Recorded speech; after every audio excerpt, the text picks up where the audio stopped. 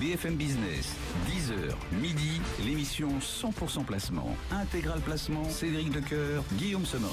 On vous aide à prendre un coup d'avance sur la suite de cette séance avec nos deux traders, Jean-Louis Cussac et Laurent Albi aujourd'hui. Bonjour messieurs. Bonjour tout le monde.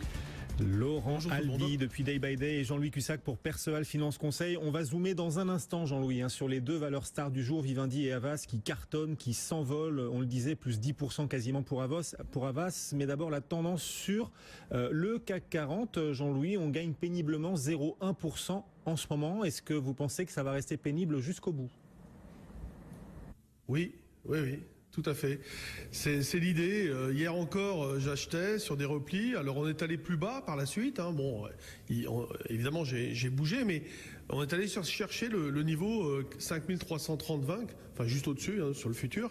C'est un niveau assez important quand même, un niveau de retracement à exploiter. Et le soir, même si au début j'ai mal acheté, eh bien on est revenu sur 5375. Parce qu'il faut continuer de privilégier le sens haussier. Et si on rate une petite marche, eh bien à la fin on finit par s'y retrouver en privilégiant toujours la tendance haussière. Les replis ne sont pas encore du tout annonciateurs d'un retournement de tendance. Le marché n'envoie pas un message qui peut aller chercher 5230. Vous voyez, le scénario d'un repli de 200 points n'est pas du tout d'actualité. Alors ça peut se faire, mais pour l'instant le signal il n'y en a pas. Donc je continue. Là ce matin on a acheté sur 5355. On l'avait envoyé sur le trade du jour et puis on l'a réalisé en temps réel. Donc ça va pas bien loin. On est à 66 pour l'instant, mais voilà, on accumule les écarts entre 8 et 15, voire 25 points. Et ça dure depuis lundi. Et le nombre d'écarts est assez exceptionnel. Sur l'ensemble du marché, on a un gros volume. Alors, volume dopé par, évidemment, Vivendi et Arcelor. Arcelor qui baisse, mais qui a lancé pourtant des résultats pas si mal que ça. Donc, non, dans l'ensemble, aucun changement significatif. Un marché où, donc, le volume est important, la volatilité est basse et les attentes sont fortes sur Emmanuel Macron. Évidemment, ça ne change pas.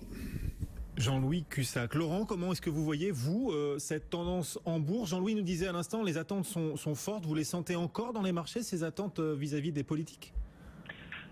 Écoutez, depuis la correction qui a été faite lundi, après l'annonce du nouveau président, on a un marché qui ne bouge absolument pas, puisque j'étais en train de remarquer qu'on est sur des niveaux actuels qui sont vraiment à quelques points près les niveaux de clôture de lundi. Donc on est maintenant dans une petite phase de consolidation. Elle est contenue, elle est ordonnée. Pour le moment, on ne peut pas dire qu'il y ait des dégagements qui soient importants. Et sur l'indice, ça peut peut-être continuer de baisser un petit peu. En attendant un nouveau catalyseur. Alors vous parlez à l'instant de l'attente de l'agenda politique qui pourrait redonner de l'appétit aux investisseurs, peut-être pas. Sur le S&P, on remarque qu'on est un petit peu faiblard depuis le mois de mars. On consolide, on a des marchés américains qui ont du mal à progresser, un S&P qui est sous une résistance et qui n'arrive décidément pas à la franchir. Ça veut dire que peut-être que la consolidation va être plus importante que prévu et qu'il va falloir baisser un petit peu plus pour repartir. Rien d'alarmant, mais on voit bien que maintenant que les élections sont passées, on est sur un marché qui revient aux fondamentaux, la microéconomie, et que on a peu de catalyseurs pour le moment pour repartir, d'autant plus que l'indice parisien est quand même un petit peu suracheté à très court terme, et même sur un horizon de temps un peu plus long, on a quand même bien performé. Très rapidement en intraday sur le contrat du mois de mai, on est sur un petit niveau là, enfin on est au-dessus d'un niveau qui est à 5330, mais c'est tout à fait possible que ça reparte sans atteindre ce niveau de support, autrement dit, entamer, construire une petite position d'achat maintenant sur le CAC futur, mais pourquoi pas, objectif 5392. On pourrait dépasser ce niveau, mais je ne pense pas que dans la journée, nous irons rejoindre le plus haut à 5444. À noter qu'aux États-Unis, cet après-midi, on a les ventes au détail. Ça peut créer un petit peu de volatilité en cas de surprise. En effet, à suivre en milieu d'après-midi. En attendant, sur le marché parisien, Jean-Louis, ce sont deux stars qui animent la cote. Havas et Vivendi. Havas gagne 10%, Vivendi gagne 6% avec ce mariage en vue entre les deux groupes et organisé par Vincent Bolloré. Donc oui, mariage bien perçu par le marché. les tendances de toute façon étaient haussières sur Vivendi. Cette opération en fait était attendue, plus ou moins attendue depuis le mois d'octobre. Donc le marché est satisfait.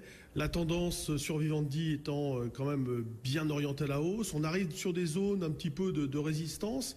L'idée, si on croit à acheter, si on pense à acheter Vivendi, peut-être que ce repli vers 18-20, ce serait un niveau d'achat. Mais c'est vrai que l'opération attendue, espérée, annoncée, dans des bonnes conditions.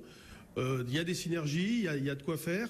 Donc voilà, le titre monte et Havas également. Et encore du potentiel pour vous à l'avenir, c'est-à-dire que voilà, ça monte bien et vous estimez qu'il n'est pas trop tard pour prendre ce train en marche ? Les objectifs sont confirmés, les perspectives sont plutôt correctes. Je pense qu'il y a encore un potentiel au moins de 10 à 15% dans une perspective plus long terme. Vivendi a de la marge, donc oui, on peut acheter Vivendi même au cours actuel. De toute façon, le marché y croit puisqu'il paye. Donc pour l'instant, il y a rien, il n'y a pas de nuages. Et au contraire, le ciel s'éclaircit. Donc oui, on peut aller chercher encore au moins 10-15% de plus sur Vivendi. Avis d'expert, signé Jean-Louis Cussac pour Perceval Finance et ses dizaines d'années d'expérience déjà sur les